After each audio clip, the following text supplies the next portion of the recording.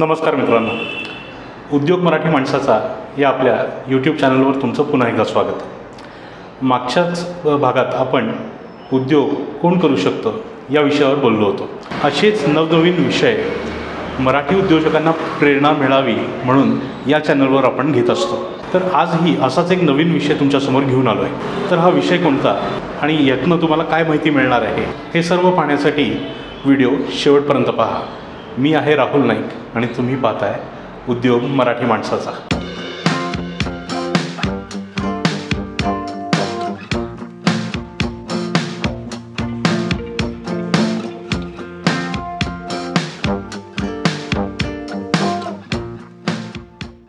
मित्रांनो, आपल्या सर्वांचाच कोणी ना कोणीतरी हिरो असतोच. पण खरंच ज्या लोकांकडे तुम्ही हिरो म्हणून बघताय ते तुमच्यासाठी हिरो म्हणून योग्य आहेत का, या गोष्टीबद्दल तुम्ही कधी विचार केला आहे का? नाही मित्रांनो, इथे मी कुठल्या सिने कलाकाराबद्दल बोलत नाही आहे. मी बोलत आहे उद्योजकांबद्दल.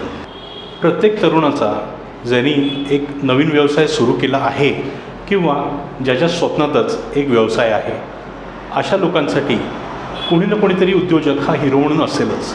उदाहरणार्थ टाटा, बिर्ला, अंबानी आणि आता अदानी. पण खरंच हे मोठमोठे उद्योजक तुमच्या नवीनच सुरू झालेल्या किंवा अजूनही स्वप्नात असलेल्या उद्योगासाठी योग्य म्हणून हिरो आहेत का? ही लोकं खूप मोठी नावं आहेत, यांचे कर्तृत्वही तेवढे मोठे आहे आणि अर्थातच यांच्याकडनं शिकण्यासारखंही बरंच काही आहे.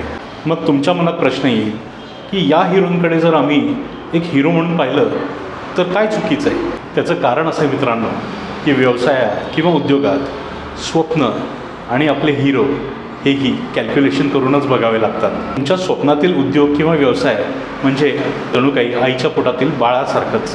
त्याला काळजीपूर्वक योग्य ती व्यावहारिक विचारांची आणि संस्कारांची गरज असते. आणि ही तुम्ही जर काळजी व्यवस्थित घेतली तेव्हा जाऊन तुमच्या त्या स्वप्नातला उद्योग किंवा स्वप्नातील व्यवसाय हा छानपैकी जन्म घेतो. अजून एक गोंधळ जो एक नौका करतो, तुमच्या व्यवसायाचा अजून नीटसा जन्मही झालेला नाही आहे, पण तुम्ही त्याला स्वप्न दाखवलीत एकदम वेगाने धावणाऱ्या माणसाची, तर तुमचा व्यवसाय हा तेवढा जोरात धावणार आहे का? अहो, व्यवसाय जन्म झाल्यानंतर त्याला थोडा वेळ लागतो. तो आधी रांगतो, चालतो आणि मग कुठे तो धावायला सुरुवात करतो. आणि म्हणूनच मी म्हणतो तुम्ही योग्य तो बिझनेस हिरो निवडा. कसं आहे, आधी जे छोटे छोटे पण यशस्वी उद्योजक आहेत त्यांच्या गोष्टी ऐका, त्यांचा जो प्रवास आहे तो ऐका. कारण तुमच्या अडचणी आणि त्यांच्या अडचणी आणि त्या अडचणींवरचे मार्ग किंवा त्या अडचणींची उत्तरे ही एकच असणार आहेत. आता तुम्ही विचाराल की तुम्ही सांगताय ते बरोबर आहे, पण हे असे उद्योजक मिळणार कुठे?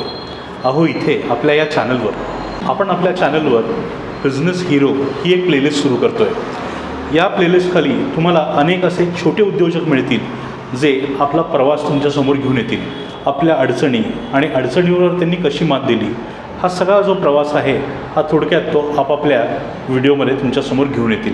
तर हे असे उद्योजक आणि त्यांची यशाची गोष्ट ही तुम्हाला या चॅनलवर पाहायला मिळेल. तुम्ही म्हणाल की जर मी अंबानीची केस स्टडी केली किंवा टाटांची केस स्टडी केली तर काय प्रॉब्लेम आहे?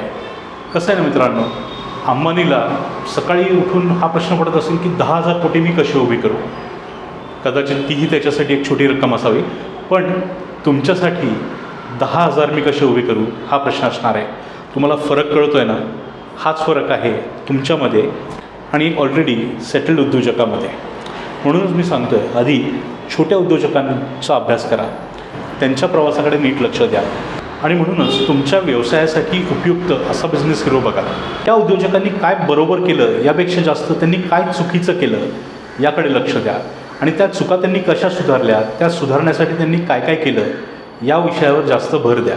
म्हणजेच तुमच्या उद्योगामध्ये तुम्हाला त्या चुका टाळता येतील किंवा जर तुमच्या हातातून ती चूक घडली तर ती कशी सावरायची हे कळेल.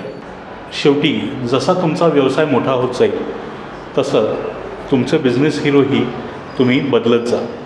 जेव्हा तुमचा व्यवसाय मोठा होईल तेव्हा एका नवख्या बिझनेसमॅनकडे किंवा बिझनेस हिरोकडे तुम्हाला पाहिजे गरज नाही.